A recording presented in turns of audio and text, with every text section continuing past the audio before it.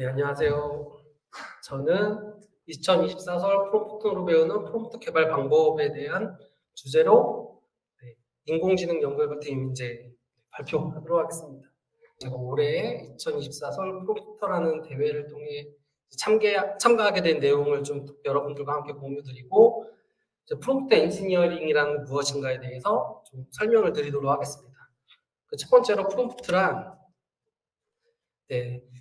프롬프트의 기본 개념은 연극이나 TV쇼에서 진행자의 행동이나 대사를 지시하는 안내 역할로서 특정 작업을 수행하도록 도와주는 메시지를 의미를 하였으나, 그 의미가 컴퓨터 분야로 넘어오면서 이제 문자 형태로 명령어를 입력하면 역시 문자의 형태로 출력이 되는 인터페이스를 의미하게 되었습니다.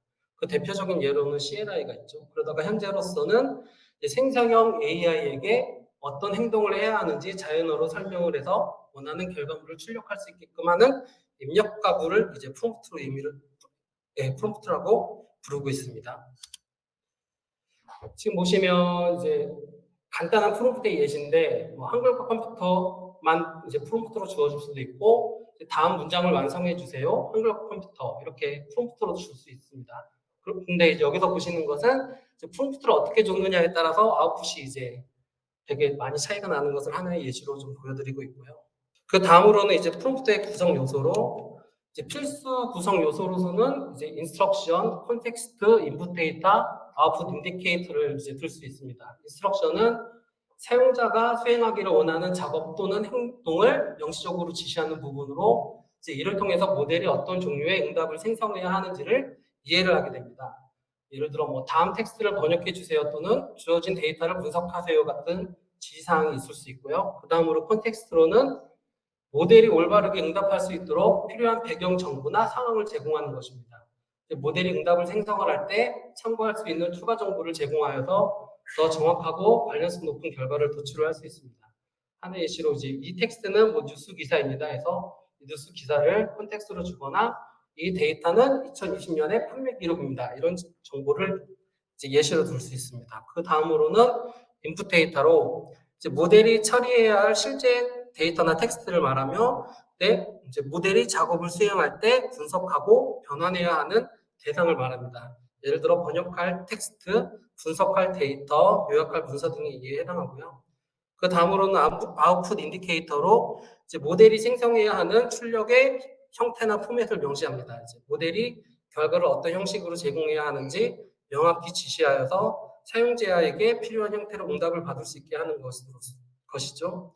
하나의 예시로는 번역할 텍스트를 프랑스어로 제공하세요 또는 분석 결과를 표 형식으로 제공하세요 같은 지시사항을 예로 들 수 있습니다. 이제 그 다음으로는 이제 추가 구성 요소인데요. 꼭 필요한 것은 아니지만, 예를 들어 페르소나나 이그젬플, 톤 같은 내용을 포함을 하면 좀 더 저희가 원하는 결과물을 얻을 수 있겠죠. 그 중에 페르소나는 프롬프트 내에서 특정 역할이나 인물을 상정하여서 대화를 구성하는 것으로 사용자가 대상에 대해 쉽게 이해하고 몰입할 수 있도록 설정을 하는 것입니다. 예를 들어 친절한 여행 가이드로 이제 여행자 정보를 제공하라, 이런 것이 이해가 될 수 있겠죠. 그 다음으로 이그젬플, 톤 같은 게 있을 수 있고요. 이러한 구성 요소를 이제 어떻게 작성을 하는지에 대해 설명을 드리겠습니다. 작성 순서는 딱히 정해져 있는 건 아닌데, 지금 좀 상세하게 구분을 했을 때 7가지로 좀 구분을 할 수 있고, 첫 번째로는 문제 정의로 해결하려는 문제를 정의하는 단계입니다. 이제 그 다음으로는 리소스 이해로 문제에 대한 확실한 지식을 확보한 후에 사용 가능한 리소스를 평가하는 단계입니다. 그 다음으로는 이제 프롬프트 유형을 결정하게 되는데, 문제의 복잡성, 정보의 가용성, 요구되는 기술 수준을 고려하여서 프롬프트 유형을 선택하는 단계입니다. 그 다음으로는 페르소나 설정으로 모델이 응답을 생성하기 위해 준수할 페르소나를 설정하게 됩니다. 그 다음은 이제 사용하게 될 모델을 고려하는 단계인데, 사용 중인 모델의 장점과 단점을 분석하는 단계입니다. 이제 앞에 내용들을 이제 다 잘 합쳐서 이제 프롬프트를 구성하게 되는데, 이제 모델이 해야 할 기능을 정의하는 이제 마지막 단계를 볼 수 있고요. 그 다음으로는 지속적인 개선을 하게 되는데, 프롬프트와 모델 지시사항을 계속해서 반복하면서 저희가 원하는 결과를 얻을 수 있을 때까지 계속 튜닝하는 개선 작업 단계로 보시면 됩니다. 그 다음으로는 이제 프롬프트 기법이 있는데요. 보시는 것처럼 프롬프트 기법은 상당히 많이 있어요. 그리고 현재로서도 계속된 프롬프트 기법들이 나오고 있고, 이 중에서 좀 간단한 프롬프트 기법에 설명을 드리면 많이 보셨을 거예요. 제로샷 같은 경우는 추가적인 예제 없이 작업을 수행하도록 모델이 지시하는 기법이고요. 그리고 피샷 같은 경우는 소수의 예제만으로 모델이 새로운 작업을 수행할 수 있도록 하는 기법입니다. 그리고 또 유명하죠. 체인 오브 소트. 복잡한 문제를 해결할 때 사람처럼 논리적인 사고 과정을 따라서 답변을 생성할 수 있도록 유도하는 기법이고요. 그 다음에 뭐 오른쪽에 보시는 것처럼 뭐 셀프 컨시스턴시 여러 번의 추론을 통해서 다양한 응답을 생성하고 그중 가장 일관성이 높은 응답을 선택하는 기법, 그리고 제너레이티드 날리지 프롬프팅, 뭐 사전 지식을 생성하도록 유도하고 그 생성된 지식을 활용해서 최종 응답을 도출하는 기법, 프롬프트 체이닝이라고 여러 개의 프롬프트를 연쇄적으로 연결하여 복잡한 작업을 단계적으로 해결하는 기법이 있습니다. 제가 개발하는 프롬프트에도 이런 기법들을 다 적용을 하고 있고요. 그리고 뭐 오른쪽에 보시는 좀 특이한 케이스들도 있는데 한번 나중에 살펴보시면 될 것 같습니다. 네, 이제 그러면 2024 소셜 프롬프트 대회에 참가하게 된 이제 내용에 대해서 좀 간략하게 설명을 드릴게요. 일단 이제 기획 이도는 공공사업 위찰 담당 공무원이 작성해야 되는 문서 리스트가 이렇게 많은데요. 이것들을 어떻게 AI를 활용을 해서 이제 뭐 문서 업무 작성의 페인 포인트를 해결할 수 있을까라는 고민으로 시작을 했습니다. 그래서 이제 AI 제안서 생성과 AI 제안서 평가라는 두 가지 항목, 그리고 플러스로 제안 요청서 분류라는 세 가지 항목에 대해서 프롬프트를 개발을 하게 되었고요.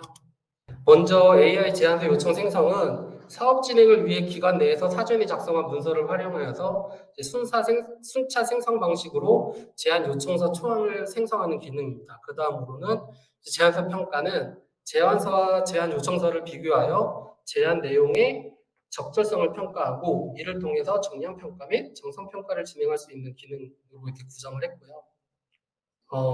제안 요청서 작성을 위한 프롬프트 템플릿 기획은 이제 AI 생성 항목 선정, 입력값 설정, 프롬프트 가이드 수립 순으로 진행을 했습니다. 화면에 보시는 것 같은 사업 개요, 현황 및 문제점, 사업 추진 방안, 제안 요청 내용들을 이제 생성형 AI로 작성하는 것으로 했고요. 다음으로는 이제 앞서 선정한 내용을 바탕으로 이제 프롬프트 가이드를 수립을 했습니다. 이 가이드에는 각 생성 항목별 지침과 예제가 포함되어 있어 이를 참고하여 프롬프트를 개발할 수 있도록 했고요. 그 다음으로 위찰 제안서 평가는 이제 정성적, 정량적 측면에서 제안서를 평가할 수 있도록 계획을 하였고 AI 평가 항목 선정 역시 제안서 샘플 문서 분석을 통해서 정량, 정성적 평가를 항목으로 선정하였고 프롬프트 입력값으로는 각 항목 평가에 맞는 첨부 문서를 필요로 하게 됩니다. 이제 이런 내용을 취합하여서 이제 프롬프트 가이드를 수립하였고 이 정보를 기반으로 이제 프롬프트를 작성하게 되었습니다. 지금 보는 화면은 프롬프트 템플릿을 도식화한 것으로 사용자 입력 정보를 통해서 제안 요청서 목차별 내용을 순차적으로 생성하고 각 목차의 생성 결과물을 다음 목차 생성에 활용하도록 함으로써 내용이 자연스럽게 이어지도록 개발을 하였고요. 여기에는 이제 앞서 설명드렸던 프롬프트 체이닝이라는 기법을 활용을 하였습니다. 그리고 지금 보시는 거는 이제 제가 작성한 한 18개의 프롬프트 템플릿을 보여드리고 있는 거고요.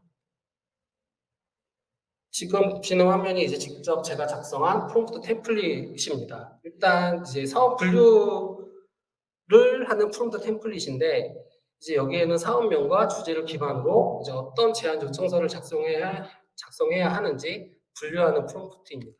해당 프롬프트는 분류 유형에 속하고 제로샷 프롬프트, 인포메이션 이네스드 클래시피케이션 기법을 적용하였고요. 보시는 것처럼 프롬프트에 페르소나, 입력값, 출력값, 프롬프트 유형 등을 명확하게 정의하여 일관성 있는 결과를 얻도록 설계를 했습니다. 분류 유형별 상세 설명을 추가하여 모델이 해당 분야를 더 잘 이해할 수 있도록 정보를 추가하였고요. 이로써 뭐 예를 들어 차세대 통합사업관리 시스템 구축 용역이라는 사업용 입력값에 대해서 제안 요청서 종류 및 제안 요청 분류 이유를 잘 설명을 하고 있고요.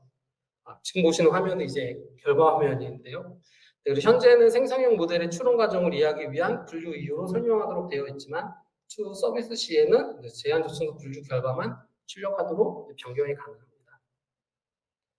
그 다음으로는 이제 제안 요청서 생성 프롬프트 중에서도 문제점 및 해결 방안을 작성하는 프롬프트인데요. 해당 프롬프트는 생성 유형에 속하고 인스트럭션 베이스 프롬프트와 콘텍스추얼 프롬프트 기법을 적용을 하였습니다.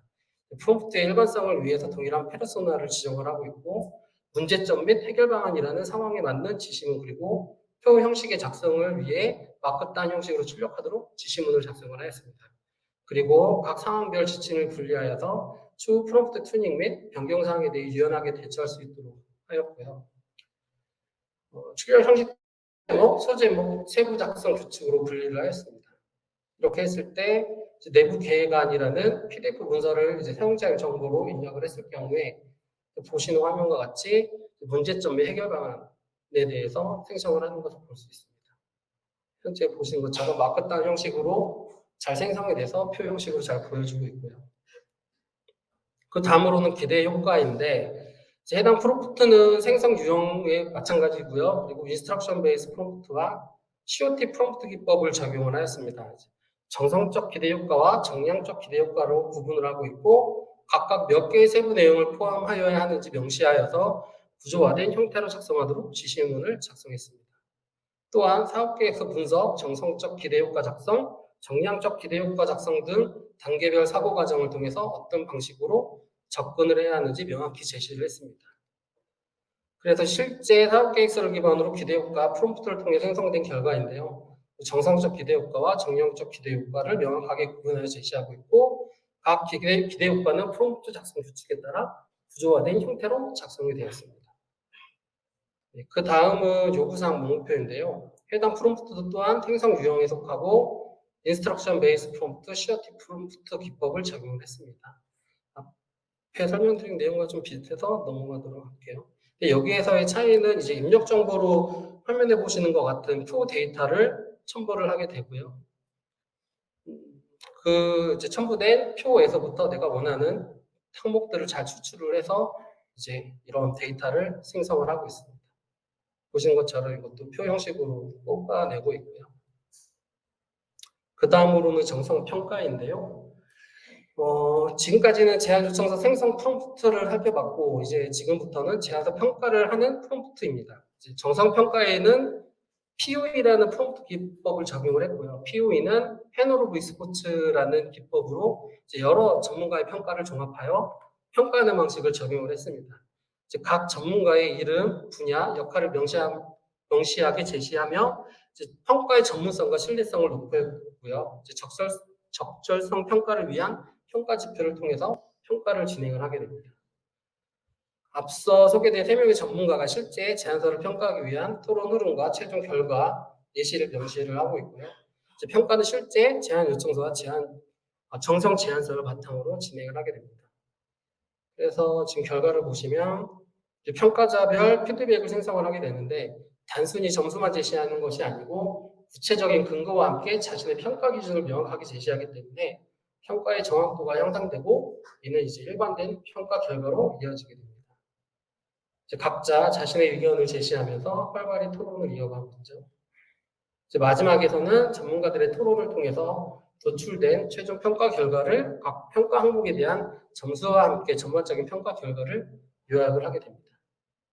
네, 한번 간단하게 예시를 보여드릴 텐데요. 저희 대회 때는 일단 구글 클라우드에서 제미나이라는 모델을 이용해서 프롬프트를 작성을 했고 보시는 것처럼 이제 프롬프트는 위와 같이 조금 길게 작성이 되어 있고 여기서 제출이라는 버튼을 누르게 되면 실제 생성을 하게 됩니다.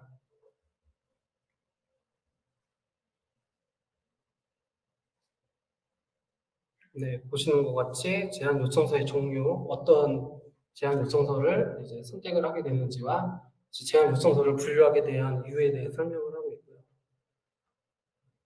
지금 같은 경우는 이제 정보 시스템 개발 서비스라는 제안 요청서 종류로 분류를 했고 거기에 대한 설명을 제시를 하고 있습니다. 그 다음으로는 이제 문제점 및 해결 방안인데요. 피스테가 패턴은 앞에 지시문, 그리고 작성 규칙, 그리고 작성 규칙 내에서도 문제점 작성 규칙과 개선 방향 작성 규칙을 좀 분리를 해서 나눠 놓고 있고요. 그리고 마지막으로 요청을 하고 있죠. 어떠한 내용을 생성을 하고 요청을 하고 있고 그 밑에 데이터는 사용자 입력 데이터를 받게 되었습니다. 이렇게 해서 생성된 결과물을 보면 문제점과 개선 방향이라는 두 가지 측면으로 표 데이터로 생성을 하게 되는 것을 볼 수 있습니다.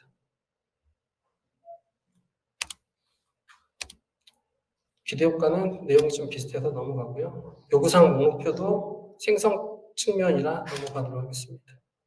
네, 이게 지금 정상평가를 하는 아까 POE라는 프롬프트 기법을 이용한 예시인데요. 이건 한번 좀 재미있게 내용이 생성이 되기 때문에 한번 좀 이거 살펴볼게요. 앞에는 이제 뭐 POE라는 이제 프롬프트 기법을 위한 맥락, 그리고 역할, 그리고 어떤 내용으로 이제 해야 되는지 과제, 토론 흐름, 예시 시작 이런 내용들을 통해서 사용자가 입력한 데이터를 기반으로 생성을 하게 되어 있고요. 보시면